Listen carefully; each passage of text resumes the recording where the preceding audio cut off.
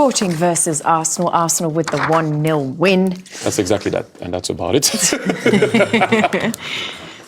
Yeah, very happy to win away from home in the quarterfinals of the Champions League against a team that they haven't lost, I don't know, for how long at home, obviously. 17 home wins running till tonight. Well, I think the last time was probably us in Europe as well, so that's the difficulty of it. Were you starting to wonder at any point that your control wouldn't turn itself into a goal?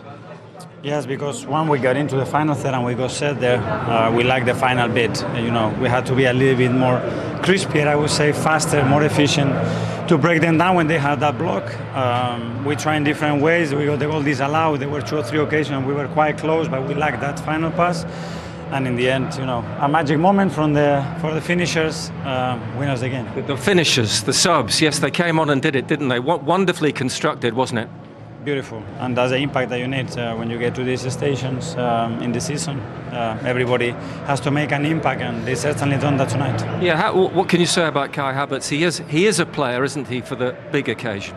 He loves the big occasions, the big games, and that's what we need, the big players to turn up when we need them and to win us again. Yes. How do you... Listen, David Raya, we've obviously talked about him in the team or not in the team. Player of the match tonight, where do you place his performance? Yeah, because he had 2 moments that we made 2 big saves, and that's the Champions League. The Champions League is decided always in the boxes, and because there's so much quality here, and when you need him... Look at that touch. That's an unbelievable touch, and that was very early in the match as well, so that could have changed the tie. Yes. Kai has just called him the best goalkeeper in the world. At the moment is phenomenal. He's been extraordinary since he joined us, and we are very lucky to have him. Is this a transformation point or a turnaround point? That's something that Kai mentioned as well now after the last couple of weeks. Yeah, I think we have to reveal ourselves today, and I talk about identity and other things that we are as a team, that I definitely saw that tonight. And for this group, what does it mean? It's half-time. We are a step closer. Now we need to finish the tie at home in front of our people, and if we do that, we're going to start to dream. Thank you, Mikel. Thank you. And meanwhile, we'll remember what Sporting did against Bodo Glimt in the second leg of the last round, right? Do you think they'll still have belief that they could get something done in this game, or is it different now because they have to go to the Emirates for the second that was leg? at their place. Yeah, I think it'd be tough for them. Listen, we were watching the other game, or we were keeping an eye on that game. But even though Arsenal didn't play well, you didn't feel like they were ever going to be really threatened. Didn't feel like Spawn could really hurt them too much. It almost felt, when you're watching one game, it felt like a Champions League quarter-final. When you were watching Sport and Arsenal, it almost felt like a game from the group. There was just a completely different level of pace and probably quality to the game as well. So I think Arsenal almost just had them at ease, and we're never going to take a chance away from home. We're always going to get the 0-0, and if they could nick it, fantastic. Well, we got the reaction though, didn't they, from the players? Losing to Man City, losing to Southampton. You said it was a big game for them. What did that It was a big. mean? It was a big game. I wouldn't go along with it wasn't a great performance. They won the game. I know. We had a debate before, you know. But what I'm saying is, yes, so they won, and the big thing is for them to win. So it almost puts away like we've won a game of football, but it wasn't a great performance. Yeah, but if that was Liverpool, Okay, that's so a great professional performance away in Europe. I agree with you, but what I'm saying is, if Havertz hits the post, yeah. If Havertz hits the post, why did he hit the post? I know, but If Vinicius scores, it's 2-2. But it's not a great performance where they played fantastic, was it? No, I agree with you. I'm not saying Why that. do you always argue with me and in the end you go, I agree with you? You do it every time. No. God. I respect your points, and like I said before, I think you're a brilliant analyst. I know that. But you said, but you said before the game, they need a reaction. I'm asking you. Yes. They got the reaction. Yes. How they did it is irrelevant. Exactly. It was about winning the game. Yes, and they've won the game. Correct. No problem. Is my point. No problem. That's it. But do you think if they play like that every game between now and the end of the season, they'll win the league? But they've been playing like that in the season, and they've been getting over the line. That's been the point, hasn't it? Well, we'll see. Did you think it was a satisfactory response? Were you happy with the performance? I told you, they won away from home. Let's see what they can do at the Emirates. I will talk at the end. Okay, we're not saying Arsenal was scintillating. We're not. They weren't. It's just about the performance. That's it.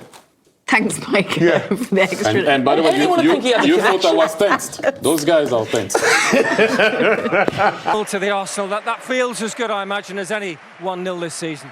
Yeah, of course. To score a late goal is always nice, especially in front of the fans. And yeah, we take that result, and Still a lot of work to do next week, but we take the result for sure. A great moment, a great pass as well to you, wasn't it? Yeah, top. So much quality, that guy, and obviously as a striker or attacking midfielder, you always wait for these moments, and he made it so well, so credit to Martinelli. On the balance of play, do you think you deserved it? Well, I think it was an open game, but I think for most of the time we controlled the game quite well.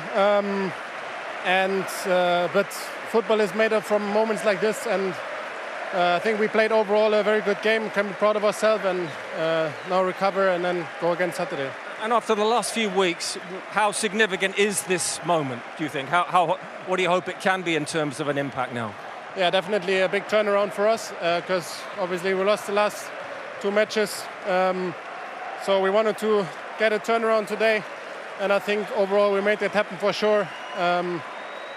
And we stick together as a group, and we have so much more to come this season. There's 7 weeks to go, and we can win big titles, and we're going to go for that. The final point, David Raya is there to make saves, of course, but the one very early on tonight and then towards the end, he has been some player for you at times. Yeah, he's unbelievable. I think still underestimated in the world of football, but for me, the last 2 seasons, the best keeper in the world. He's outstanding, he saved us so many times, and we're very glad to have him.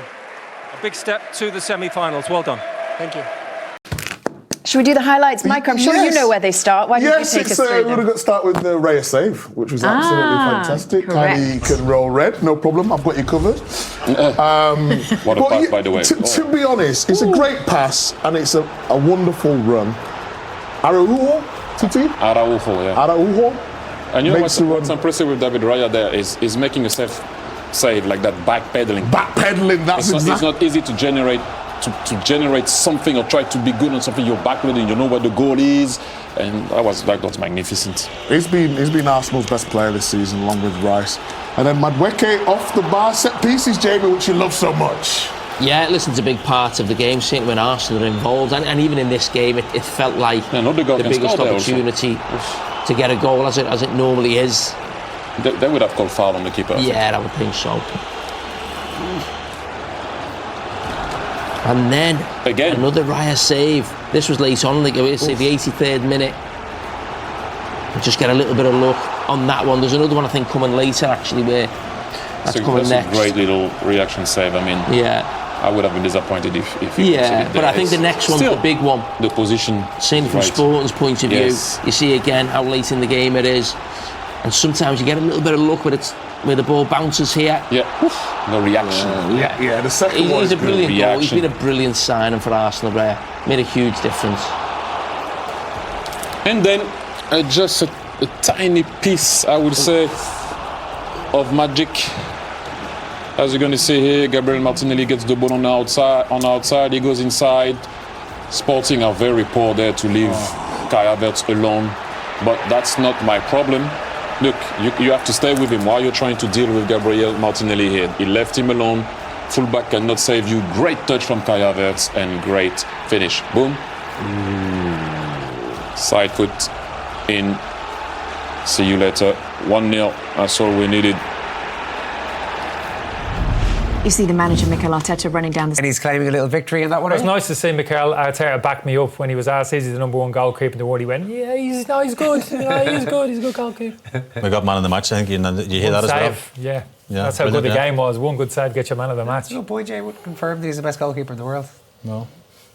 Because he doesn't like digging him up too much. You know, with managers after the game, and when I used to play as well, they've never give their own goalkeeper too much praise because that means their team didn't play that well. Yeah, a lot of chances went against well. Maybe it was the pens that we saw in training yesterday, did their little exercise with the pens. Got them rubbing off on his right foot, and the weight of that pass was brilliant. Interesting to see the reception that Gyökeres got all night, because I've been reading some stuff during the week that Sporting fans weren't too happy with the way he forced his exit and his move to Arsenal. But before and after the game, they seemed, maybe if he'd scored a couple of goals against them, it might have been different. But they seemed very warm towards him. Yeah, I think most teams, when they lose a big player like that, then there's always, noises come from agents and different things, and maybe it could have been dealt with a little bit better perhaps when he did leave the club, but they got a brilliant fee from him, because I think they spent 20 from Coventry, so they got a big profit on the player. That's why the fans were smiling, looking down thinking, how the hell did we get 70 million for that?